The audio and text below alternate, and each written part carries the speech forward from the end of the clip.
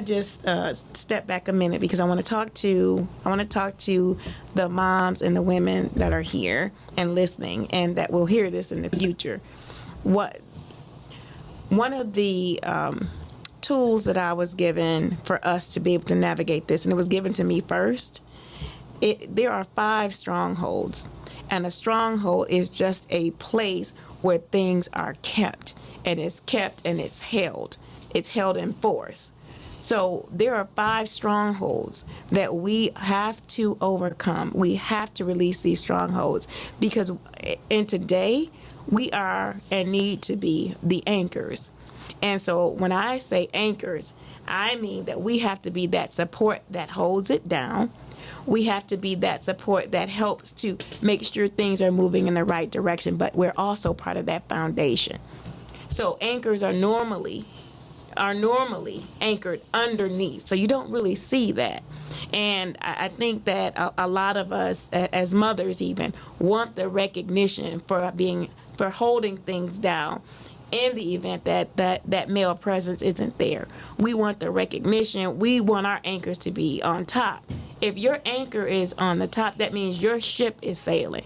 It's going in a different direction. It's in motion. But you need to sometimes be able to anchor down the values, anchor down your household, anchor.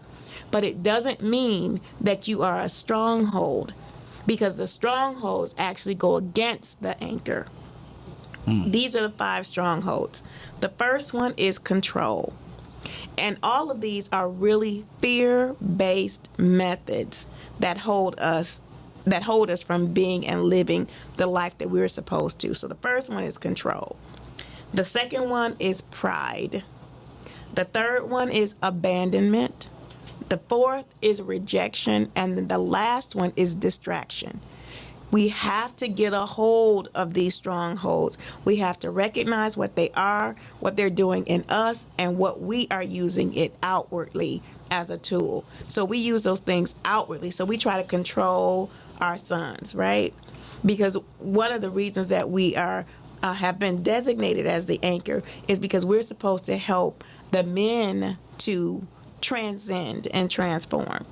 But if we're holding them back and holding them down and holding our sons captive, many of our sons are more companions than they are our sons. Ooh. When we get to a point where we can't have a healthy relationship with some of the men in our lives, we transition that and put that attention to our sons. And we have to be careful. That's part of our smothering process.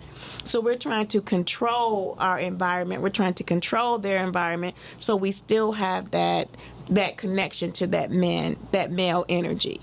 The second thing that we're doing is that we have a sense of pride. So this pride thing works in multiple ways.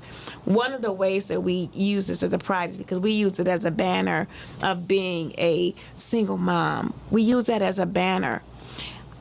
If you are in a position, one, you should never be a single mom. You should never be a single mom saying that there's no one else supporting you. If you don't have an internal support system, then you need to find an external one. So if you don't have the uncles, the grandfathers, the father, the stepfather, the godfather, if you don't have them, then you need to go into programming. You need to find mentors. You need to find healthy programs that have healthy male models. You have to put that information in books and movies that they're watching, and not the video games. It's a poor substitute. So there are a lot of learning games. Don't get me wrong. There are a lot of learning and healthy games. We have to make sure that what's being seeded in their minds is something of good health and wellness and images of what men are and what they should be. Not the